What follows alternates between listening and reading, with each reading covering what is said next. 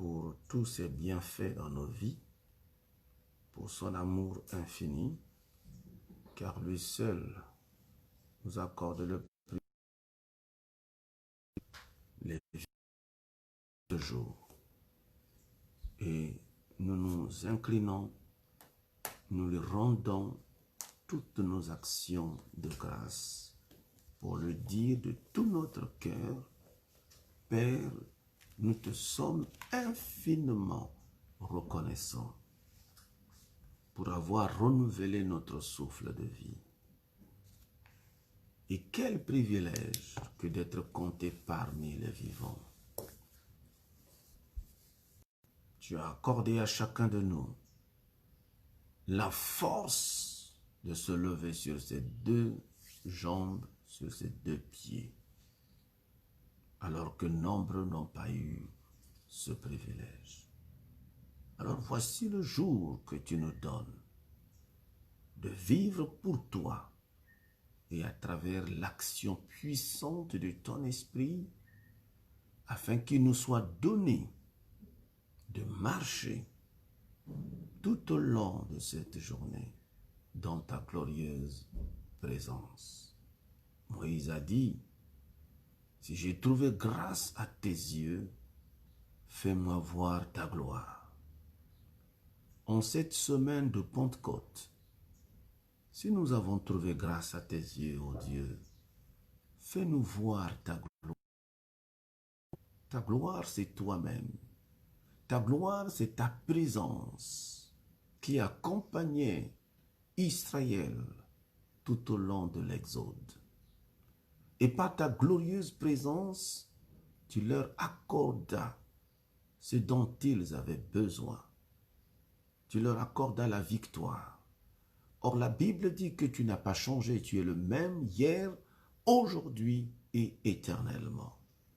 Nous croyons que celui qui a marché avec Israël tout au long de l'Exode marchera aussi avec nous aujourd'hui et tout au long de cette semaine. Béni sois-tu, Père, pour la victoire que tu nous donnes. Béni sois-tu pour tes bienfaits dans nos vies. Béni sois-tu, toi qui renouvelles toutes choses dans nos vies, tes bontés et tes grâces. Car ceux qui se confient en toi, comme nous le faisons ce matin, Seigneur, tu renouvelles toutes choses dans leur vie. Tu renouvelles leur force. Alors nous te bénissons pour cela. Nous te prions maintenant de disposer nos cœurs à écouter ce que tu as à nous dire. Parce que nous savons que quand tu réunis tes enfants, tu réunis ton peuple, c'est que tu as quelque chose à dire. Tu connais nos vies plus que nous-mêmes. Alors nous te prions de nous parler, de parler à notre cœur, de parler à notre esprit pour le bien de chacun de nous. Car dans leur détresse, ils crièrent à l'Éternel et l'Éternel envoya sa parole et sa parole les guérit. Alors guéris-nous par ta parole ce jour, au nom de Jésus. Amen. Le thème de notre message n'a pas changé.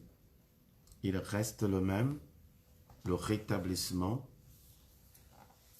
qui est une question fondamentale posée par les disciples.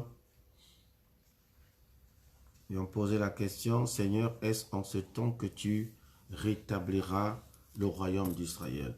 Vous savez, dans la parole de Dieu, je crois que plusieurs d'entre vous me suivent en ce moment précis. Dans la parole de Dieu, il y a deux choses fondamentales et je vous invite à le noter. La première chose, c'est ce qu'on appelle le principe. La deuxième chose, c'est l'application. C'est-à-dire que quand vous lisez les évangiles, ou même depuis la Genèse jusqu'à l'Apocalypse, vous remarquerez que tantôt, notre Seigneur développe un principe. Ensuite, il passe. Ou encore, c'est l'application qui précède le principe. Dans ce que nous sommes en train de développer avec vous en ce moment précis, il s'agit des principes. C'est-à-dire qu'ici, le Seigneur Jésus, avant son enlèvement, est en train de présenter le principe fondamental qui peut permettre à tout chrétien de pouvoir le rétablir. Voilà. La question qui lui est posée par les disciples, est-ce que c'est en ce temps? Il y a la notion du temps, donc le principe du temps. En d'autres termes, dans tout ce que Dieu fait, cela est rattaché au temps. Alors, il faut aussi que je précise, selon la parole de Dieu, la différence qui existe entre le temps et le moment. Le temps appartient à une génération. Le temps appartient à des contemporains, à des personnes, des hommes et des femmes, quel que soit votre espace géographique. Vous appartenez à une période de temps bien déterminée. Ça, c'est le temps. Le temps devient individuel, c'est-à-dire que le temps est général et le moment est individuel. Par exemple, c'est le temps pour une jeune fille à un certain âge. À toute jeune fille, vous entendez bien ce que je dis, c'est le temps pour toute jeune fille ou pour tout jeune garçon à un âge donné de se marier. Mais dans le temps, chacun de nous a son moment. C'est la raison pour laquelle très souvent les hommes de Dieu vous disent qu'il ne faut pas vivre sa vie chrétienne par comparaison. Parce que chacun de nous a son moment. Donc, le moment dans la vie de ton frère n'est pas le moment chez toi. Nous avons des moments différents. Or, ici, la question des disciples ne porte pas sur le moment. Leur question porte sur le temps. Parce que le temps nous renvoie à ce que nous appelons la dispensation. C'est-à-dire que c'est une période au cours de laquelle Dieu accomplit quelque chose. Dieu fait quelque chose. La dispensation, c'est une période de temps parce que les grands scientifiques nous enseignent que le temps n'existe pas. Le temps n'existe pas. Vous savez, s'il vous est permis aujourd'hui, par exemple, d'attendre un rendez-vous avec une haute autorité de la République, par exemple, vous verrez que pour vous, ce temps-là d'attente sera difficile. C'est comme si vous aurez passé des journées. Mais entre-temps, une personne toujours avec le même temps, ce sera vraiment quelque chose qui passera sans problème. Donc, la notion du temps n'est pas la notion du moment. Le temps est général. Le moment est particulier. Mais la question des disciples, est-ce le temps que tu rétabliras? En d'autres temps, donc, il est en train d'établir, il s'intéresse à la période de temps. Celle donc qui correspond au rétablissement de toutes choses. Et vous remarquerez qu'en parlant surtout sur cette question de rétablissement de toutes choses, il y a deux choses qui vont apparaître. La première chose, c'est quoi? Si vous retournez dans Genèse, au chapitre 1, lorsque la Bible nous présente la situation dans laquelle se trouvait l'univers, pour ne pas dire l'humanité, vous allez vous rendre compte qu'il y a une présence qui précède le rétablissement, ou même l'accomplissement. Il y a une présence, je parle de présence. C'est-à-dire qu'il faudrait qu'il y ait, je ne veux pas utiliser le terme chose. Donc, si je parle de chose, ça veut dire que là, franchement, je suis en train de rabaisser ce que je suis en train de dire. Une présence, une dignité. Écoutez bien ce que la Bible dit. Au commencement, Genèse chapitre 1, Dieu créa les cieux et la terre. Ça, c'est une vérité qui est établie comme ça. C'est-à-dire que c'est Dieu qui a créé les cieux et la terre. En d'autres termes, les cieux et la terre ne sont pas le processus d'une évolution comme certaines théories nous enseignent sur les bancs de l'école. Le verset 2 dit, la terre était informe et vide, c'est-à-dire qu'il n'y avait pas de vie. La terre était informe et vide, il n'y avait pas de vie. Voilà. Il y avait des ténèbres à la surface de l'abîme et le Saint-Esprit de Dieu, le Saint-Esprit, vous retenez ça maintenant, et le Saint-Esprit de Dieu se mouvait au-dessus des eaux. Nous avons le Saint-Esprit et nous avons l'eau. Maintenant, repartons à ce que nous sommes en train d'enseigner pour que vous compreniez exactement la procédure ou le protocole de Dieu qui ne change pas. Donc, c'est-à-dire quand les disciples posent la question sur le rétablissement, il s'agit de rétablir quoi? Mais il s'agit de rétablir les choses telles qu'elles étaient auparavant. Avant, quand Dieu a créé. C'est comme toi et moi. Il s'agit de rétablir la glorieuse présence de Dieu dans ta vie, dans ton mariage, comme cela était avant. Avant quand? C'est-à-dire que lorsque tu prends le temps de réfléchir, tu prends le temps de méditer sur ta propre vie, tu vas te rendre compte que les premiers jours ont été des jours où tu étais béni de la glorieuse présence de Dieu. Tu vivais avec le Seigneur, tu marchais avec le Seigneur, tu faisais tout ce que le Seigneur te demandait, tu avais la crainte de Dieu, tu avais l'amour de Dieu, tu avais tellement la soif et la faim de Dieu. Voilà, et ça c'est les premiers. Maintenant, selon la parole de Dieu, on va se rendre compte que la Bible nous présente ce que devrait être exactement la vie chrétienne. La vie chrétienne. En fait, la vie chrétienne, c'est qui? Lorsqu'il dit aux disciples, j'espère que vous me suivez. Lorsqu'il dit aux disciples, vous voyez, le processus est celui-ci. Il appela, 1, il dit, suivez-moi, 2, je ferai de vous 3. Vous voyez le processus, l'appel, suivre, je ferai de vous. En d'autres termes, ne cherchez pas à ce que Dieu fasse de vous ce que vous voulez certainement dans vos prières ou ce que vous avez comme projet, ce que vous avez comme vision, si vous ne le suivez pas. Et vous ne pouvez pas le suivre s'il ne vous appelle pas. Donc, celles et ceux que Dieu a appelés doivent apprendre d'abord à le suivre. Pourquoi nous devons le suivre? Mais parce que quand les disciples le suivaient, ils voulaient leur enseigner que la vie éternelle, la vie chrétienne pour laquelle je vous ai appelé, c'est moi. Je suis l'incarnation de cette vie. Donc, je suis le modèle de cette vie. Donc, quand vous me suivez, vous allez voir comment je m'exprime, comment j'agis, comment je me comporte. Et ainsi, vous verrez donc exactement lorsque je vous parle de l'homme, c'est moi. Il s'agit de ma personne. Donc, je suis le visible de ce qui est invisible.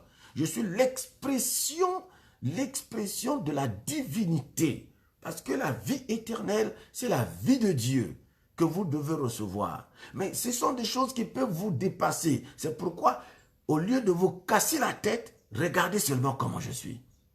C'est pourquoi il disait aux disciples que celui qui a vu le Père, le Fils, a vu le Père. Non, ne cherchez pas à aller... que le Père, oui, si tu me vois là, tu as déjà vu le Père. Voilà, c'est ça la vie chrétienne. Donc, suivre le Christ, ça veut dire exactement devenir comme il est.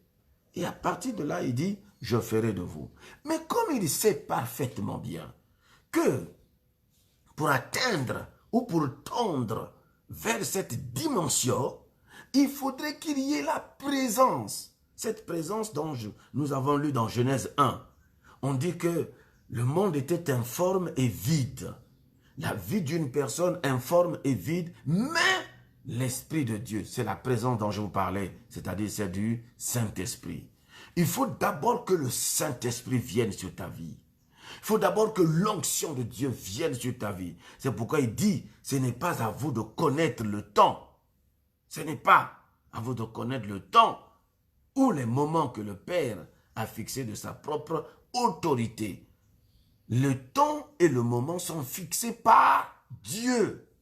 Laisse-moi te dire que Dieu a déjà fixé le temps. Il a déjà fixé le moment où ton rétablissement va se faire. Où ta santé, où ton foyer sera rétabli. Ton élévation sera rétablie. Ton ministère sera rétabli. Ta nation sera rétablie. Ça, Dieu l'a déjà fixé. C'est-à-dire qu'il ne dit pas aux disciples que cette question-là est hors sujet. Non, c'est parce qu'il leur dit. Ne dites pas que votre question là ne correspond pas aux données prophétiques. Votre question est tout à fait correcte. Mais je vais vous expliquer que la question du temps, mais le rétablissement, il fait partie exactement de la mission même pour laquelle je suis venu sur la terre. Parce qu'il faudrait que les choses soient rétablies comme auparavant. Parce que je suis le deuxième Adam. Mais dans notre monde là-bas, dans notre royaume, les choses se font selon des principes, selon une logique. Il faut d'abord que le Saint-Esprit soit là. Il faut que le Saint-Esprit soit d'abord là. C'est pourquoi il leur dit maintenant, ce n'est pas à vous, mais vous recevrez d'abord une puissance. Le Saint-Esprit survenant sur vous. Survenant sur vous. Et vous serez mes témoins. J'insiste sur cette notion de témoin parce que c'est très très important de nos jours. Les chrétiens souvent oublient qu'ils ne sont même plus des témoins. Beaucoup d'entre nous oublient que nous ne sommes même plus des témoins. Beaucoup. À un moment donné, nous oublions que nous ne sommes même plus vraiment des témoins. Des témoins alors que la parole de Dieu est telle que nous devons être des témoins. Alors, pour que vous compreniez que ce que je vous dis est dans la logique de la parole de Dieu, je vous amène dans Jean au chapitre 18 pour que vous entendiez lui-même le Seigneur parler de ce que je suis en train de vous dire là sur le fait d'être témoin. Dans Jean chapitre 18, il dit, verset 36, « Mon royaume n'est pas de ce monde. Mon royaume n'est pas de ce monde. » C'est-à-dire, la vie du chrétien n'est pas de ce monde. S'il y a une ressemblance entre ta vie et celle du monde, alors mon frère, il est temps que tu réfléchisses. Hein, ma soeur, il est temps que tu réfléchisses. Il dit, mon royaume n'est pas de ce monde. C'est-à-dire que ma vie n'est pas celle de ce monde-là. Si mon royaume était de ce monde, alors mes serviteurs auraient combattu pour moi, afin que je ne fusse pas livré aux Juifs. Alléluia. C'est-à-dire, si ton royaume, si ta vie était conforme là où tu vis, était celle de ta famille, celle de l'environnement dans lequel tu évolues, alors ils ne te combattront pas. Ils ne te combattront pas. Ton oncle ne va pas te combattre. Tes tantes ne vont pas te combattre. Tes parents ne vont pas te combattre. Ils te combattent parce que ta vie n'est pas la vie de la famille. Donc, le monde de ta famille a un système de vie, a une organisation dans laquelle il y a un chef de famille et tout le monde lui doit soumission, exemplarité, obéisse. Alors toi, tu arrives maintenant à un moment donné, tu dis non, moi je ne suis pas avec vous. Moi j'ai une autre façon de voir. Ah, donc ça veut dire que tu sors de leur monde. Et le fait que tu sors de ce monde-là, eh bien, tu fais de leur monde tes adversaires, tes ennemis. Je me permets d'expliquer un peu les choses comme ça. Il dit, si mon royaume était de ce monde, mes serviteurs auraient combattu pour moi afin que je ne fusse pas livré aux Juifs. Mais maintenant, mon royaume n'est point d'ici-bas. Pilate lui dit, tu es donc roi. Jésus répondit, tu le dis. Vous voyez, il y a des gens, quelquefois, même les païens, nous disent prophétiquement des choses. Il dit, donc tu es roi. Hein? Il y a des gens comme ça, quelquefois, qui t'ont déjà vu. Un jour, te disent, ah, toi, tu es un serviteur de Dieu. Toi, tu es une servante de Dieu. Et ça passe comme ça, inaperçu. Jésus répondit, tu le dis. Je suis roi. Il faut parfois, mon frère, ne pas renier certaines choses. Maintenant, il conclut en disant, je suis né et je suis venu dans le monde. Je suis né et je suis venu dans le monde pour faire quoi? Pour rendre témoignage à la vérité. Vous voyez maintenant, témoignage. Il dit, vous recevrez une puissance, le Saint-Esprit survenant sur vous, vous serez comment? Mes témoins. Mais les témoins de quoi? Maintenant, vous comprenez qu'en fait, le Saint-Esprit vient sur nous pour rendre témoignage à la vérité. Parce que beaucoup de gens, quelquefois, comprennent. Pour nous, nous pensons que être témoin de Jésus-Christ, ça veut dire que les malades sont guéris. Les aveugles voient. La puissance de Dieu se manifeste. Alors là, je suis un vrai témoin. C'est pas ça. Le témoin, il rend témoignage à la vérité. Et quiconque est de la vérité, écoute ma voix. C'est la question qu'on se pose. Il dit quiconque est de la vérité. Il s'agit de rendre témoignage à la vérité. Et quiconque est de la vérité, écoute ma voix. Alors, la question, c'est celle de savoir, mais c'est quoi finalement la vérité? C'est pourquoi Pilate lui dit, qu'est-ce que la vérité? Alléluia. Après avoir dit cela, il sortit de nouveau pour aller vers les Juifs. Il leur dit, je ne trouve aucun crime en lui. C'est-à-dire, en d'autres termes, quiconque rend témoignage à la vérité, marche dans la vérité, on ne peut rien trouver de mauvais en lui. Donc Pilate, de lui-même, vous savez, la vérité dans la vie d'une personne n'a pas besoin de se justifier. Lorsque tout ce que vous faites est dans la vérité, vous n'avez pas besoin de vous justifier. La vérité elle-même se justifie. La vérité se justifie d'elle-même. Nous sommes les témoins de la vérité. Mais c'est qui la vérité? Il faut que nous nous posons cette question. C'est qui la vérité? Toujours dans le livre de Jean. Jean, les amis. Toujours. Jean 14. Verset 1. Que votre cœur ne se trouble point. Je dis à quelqu'un ce matin que ton cœur ne se trouble point. Croyez en Dieu, croyez en moi. Il y a plusieurs demeures dans la maison de mon Père. Si cela n'était pas, je vous l'aurais dit, je vais vous préparer une place. Et lorsque je m'en serai allé et que je vous aurai préparé une place, je reviendrai. Et je vous prendrai avec moi, afin que là où je suis, vous y soyez. Vous savez où je vais et vous en savez le chemin. Thomas lui dit, mais c'est pas possible. Le chemin encore? Mais il est où là? Mais où se trouve donc le chemin? Thomas dit, mais Seigneur, nous ne savons où tu vas. Comment pouvons-nous en savoir le chemin? Alléluia. Nous ne savons pas où tu vas, mais comment pourrons-nous savoir le chemin? Jésus lui dit, mais en réalité, Thomas, vous vous souvenez de ce que je vous ai dit? Qu'il y a l'appel, il faut suivre pour qu'il fasse de vous ce que vous devez devenir.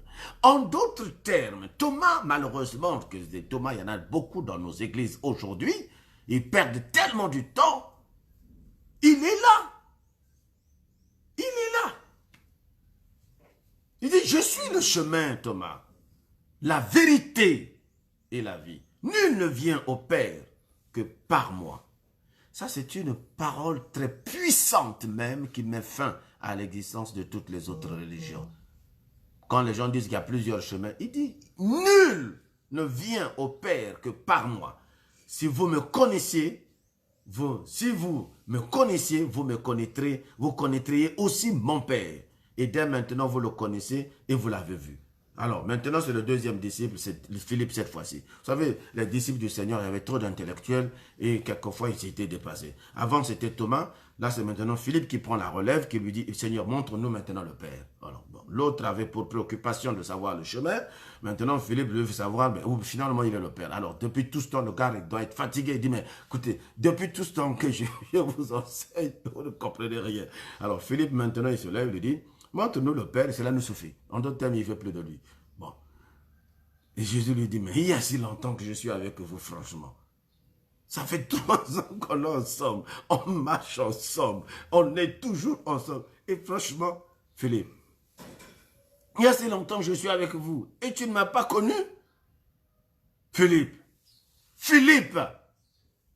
Philippe. Mais celui qui m'a vu a vu le Père. Comment dis-tu, montre-nous le Père? Ne crois-tu pas que je suis dans le Père et que le Père est en moi? Les paroles que je vous dis, je ne les dis pas de moi-même. Et le Père qui demeure en moi, c'est lui qui fait les œuvres. Croyez-moi, je suis dans le Père et le Père est en moi. Croyez du moins à cause de ces œuvres. En vérité, En vérité, je vous le dis, celui qui croit en moi fera aussi les œuvres que je fais. Et il en fera de plus grandes parce que je m'en vais vers au Père. Et tout ce que vous demanderez en mon nom, je le ferai afin que le Père soit glorifié dans le Fils. Si vous demandez quelque chose en mon nom, je le ferai. Alors, le vrai témoin, vous recevrez une puissance, le Saint-Esprit survenant sur vous, et vous serez mes témoins. Si tu veux que ta vie chrétienne soit une vie qui influence, qui impacte, une vie qui change, alors sois témoin de la vérité. Tu as compris? Sois témoin de la vérité. La plupart d'entre nous, autrefois, on a pensé que pour être un vrai témoin de Christ, c'était lorsque tu dis « Recevez au nom de Jésus » et les gens tombent. Alors tu dis « Ah là là là là, je suis vraiment un grand témoin de Jésus. » Non, non, non, frère. Il est temps que tu comprennes qu'en fait, le témoin dont Jésus parle, c'est le témoin de la vérité. Il s'agit de rendre témoignage à la vérité. Rendre témoignage, vous entendez? Rendre témoignage à la vérité. C'est-à-dire que quand tu marches, les gens qui regardent, observent par ton comportement, ton caractère, ta vie rend témoignage que le gars là, le monsieur là, est dans la vérité. C'est-à-dire, il est dans le Christ, qui est la parole de Dieu. Tu comprends ce que je suis en train de dire? Ce sont des choses que nous, on n'a pas compris hier. Mais aujourd'hui, on a compris ça. C'est pourquoi vous avez l'avantage, aujourd'hui, bien-aimés dans le Seigneur, d'être instruits, enseignés. Le Saint-Esprit vient sur nous pour rendre témoignage à la vérité. C'est-à-dire, lorsque nous disons que j'ai l'onction, j'ai la puissance de Dieu sur moi, ce n'est pas pour que les gens tombent, ce n'est pas pour parler en langue, même si nous devons parler en langue, ce n'est pas pour faire les harakababa, shikadaba, yandarababa. Non, ce n'est pas ça. Même si cela doit être nécessaire, mais quand le Saint-Esprit est en toi, la puissance de Dieu est en toi, ta vie devient le témoignage à la vérité. Tu rends témoignage à la vérité. C'est-à-dire, il n'y a plus de mensonges dans ta vie. Il n'y a pas d'hypocrisie dans ta vie. Il n'y a pas non. Ta vie est l'expression de la vérité. La vérité qui est le Christ lui-même. C'est-à-dire que quand on te voit, comme les chrétiens d'Antioche, quand on les a vus, on a dit, ah, les gars là sont des Christ. Des petits Christ. Voilà, on appelle chrétien. En fait, un chrétien, ça veut dire, c'est Christ dans l'homme. Le chrétien, c'est Christ dans l'homme. Et le Christ, c'est quoi? C'est la parole de Dieu. Alors, je crois que vous commencez par comprendre beaucoup de ces choses. Le Christ, c'est la parole de Dieu. Voilà, donc il dit, ce n'est pas à vous. En d'autres termes, les choses qui relèvent de la responsabilité de Dieu ne doivent pas faire l'objet de votre préoccupation. Ne te préoccupe pas pour ton mariage. Ne te préoccupe pas pour le rétablissement de ton mariage. Ne te préoccupe pas pour ton travail. Ne te préoccupe pas des choses de ce monde. Parce que ces choses-là font partie de l'œuvre du rétablissement de Dieu. Mais toi, tu recevras une puissance. Le Saint-Esprit survenant sur toi. Et qu'est-ce que tu dois faire? Rendre témoignage à la vérité. Une transformation qui doit s'opérer au niveau de la mentalité, de la personnalité, où tes pensées, tes paroles et tes actes deviennent le reflet de celui que tu suis. C'est pour qu'il a dit, suivez-moi. Alors la question que je peux te poser, tu suis qui? Celui que tu suis influence ce que tu deviens. Celui que tu suis influence celui que tu deviens. Alors toi, tu suis qui? Vous voyez, pourquoi la plupart des chrétiens aujourd'hui se disent déçus, blessés? Mais ils suivent qui exactement? Il a dit, suivez-moi. Mais il se trouve que le mystère de la chrétienté, c'est que le Christ Jésus, aujourd'hui, opère à travers des instruments imparfaits qu'il s'est choisis. Mais l'imperfection de ces instruments ne remet pas en cause le fait que la parole de Dieu est la vérité. Que la parole de Dieu est la vérité. On n'a jamais dit à ce que quelqu'un soit sanctifié par une autre personne. Non, pas du tout. Je vais vous le dire. Jean chapitre 17. Verset 1, après avoir parlé Après avoir ainsi parlé, Jésus leva les yeux au ciel et dit, Père, l'heure est venue, glorifie ton Fils afin que ton Fils te glorifie. Selon que tu lui as donné pouvoir sur toute chair, afin qu'il accorde la vie éternelle à tous ceux que tu lui as donnés. Or, la vie éternelle, c'est qu'ils te connaissent, toi le seul vrai Dieu, et celui que tu as envoyé, Jésus-Christ. Oh, lui-même il prononce le nom. Alléluia. Je t'ai glorifié sur la terre. J'ai achevé l'œuvre que tu m'as donné à faire. Et maintenant, toi, Père, glorifie-moi auprès de toi-même de la gloire que j'avais auprès de toi avant que le monde fût. Écoute le verset 6. J'ai fait connaître ton nom aux hommes que tu m'as donné du milieu du monde.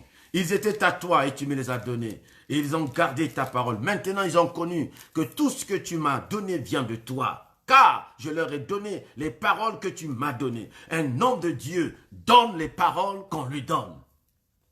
Un homme de Dieu, la prédication de l'évangile, pour que cette prédication soit puissante, elle doit s'inspirer, elle tire sa source auprès de celui à qui appartiennent les paroles.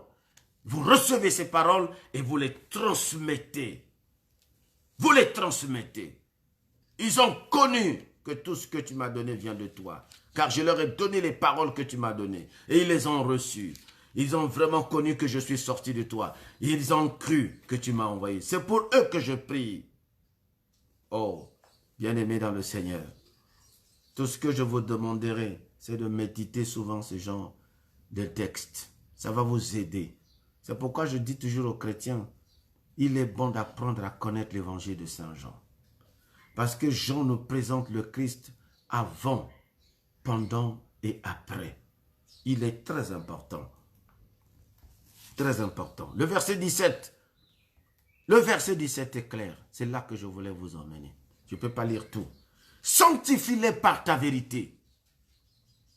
Sanctifie-les par ta vérité. Jean au chapitre 18 que nous avons lu, Jésus dit, voici ce pourquoi je suis né. Ce pourquoi je suis venu, pour rendre témoignage à la vérité. C'est la vérité qui sanctifie. Ta parole est la vérité. Sanctifie-les par ta vérité. Ta parole est la vérité. Comme tu m'as envoyé dans le monde, je les ai aussi envoyés dans le monde. Comme tu m'as envoyé dans le monde, je les ai aussi envoyés dans le monde. Et je me sanctifie moi-même pour eux, afin qu'eux aussi soient sanctifiés par la vérité. C'est la vérité. Le vrai témoin qui a reçu la puissance, le Saint-Esprit sur sa vie devient le visible de la vérité. L'incarnation de la vérité. Mon frères et sœurs, ne vous précipitez pas. N'oublions pas ce que je vous ai dit tout à l'heure. Il y a 3 étapes. 3 étapes fondamentales que vous devez retenir dans votre vie chrétienne et dans la suite. Premièrement, il appelle. Le fait que tu me suis, c'est qu'il t'a appelé. Ensuite, il dit, suivez-moi. Après, il dit, je ferai de vous. Vous voyez, malheureusement, dès qu'on appelle, on saute cette étape de suivre, on veut qu'on fasse déjà de nous. On veut faire, non, Seigneur, fais de moi déjà un prophète. Seigneur, fais de moi déjà un grand évangéliste. Seigneur, fais de moi déjà un apôtre. Seigneur, fais de moi déjà un homme marié, une femme mariée. Fais de moi maintenant un homme riche. Non, il y a un processus. Il y a une logique. Il appelle, il dit, suivez-moi. Donc, suivez la vérité, qui est la parole. Et cette vérité va commencer à vous sanctifier. C'est-à-dire quoi? Sanctifier, ça veut dire quoi? Que cette vérité va vous mettre maintenant à part. Dans tout lieu où vous serez, là où vous travaillez, là où vous marchez, il y a une différence qui va apparaître. C'est pourquoi il dit dans les derniers jours, je mettrai une différence entre ceux qui me servent et ceux qui ne me servent. La différence là, c'est quoi? On observe ton comportement, on observe ta mentalité, on observe ta personnalité, on dit, il est différent des autres. Il est différent. Il n'est pas comme les autres. Il est très différent. Sanctifie-les, mets-les à part. Ils sont dans le monde, mais tout en étant des mises à part. Et tu travailles dans le monde, mais tu es mis à part. Mis à part. Sanctifie-les par ta vérité. On ne se sanctifie que par la vérité. La vérité, c'est la parole de Dieu. Celle que tu médites, celle que tu écoutes, celle que tu étudies. Et là-dedans, cette parole te met de plus en plus à part. Quand tu la médites, elle te met à part. Donc, il dit, vous recevrez une puissance. C'est du Saint-Esprit survenant sur vous. Et vous serez mes témoins. C'est pourquoi le jour de la Pentecôte, comme nous allons vivre, vous savez, à partir de vendredi, même vous qui me suivez là directement, certains d'entre vous seront visités depuis là où vous êtes là-bas. La puissance de Dieu viendra sur votre vie d'une manière exceptionnelle. Vous serez des mis à part. Parce que vos vies vont être rétablies dans toutes les dimensions, dans tous les aspects. Vos vies seront rétablies par la présence exclusive du Saint-Esprit sur vous. Une onction spéciale descendra sur vous. Je le crois fermement. Je prie que le Seigneur me donne la force d'être à la hauteur de ses attentes. Je crois que vous avez compris les choses ce matin. Nous recevons le Saint-Esprit pour être témoins. Témoins de quoi? De la vérité. Que la vérité donc de notre Seigneur Jésus-Christ s'établisse dans nos cœurs et dans nos vies pour que nous puissions manifester le royaume de Dieu bien qu'il est dans ce monde. Recevez donc la bénédiction de la Pentecôte cette semaine au nom de Jésus-Christ.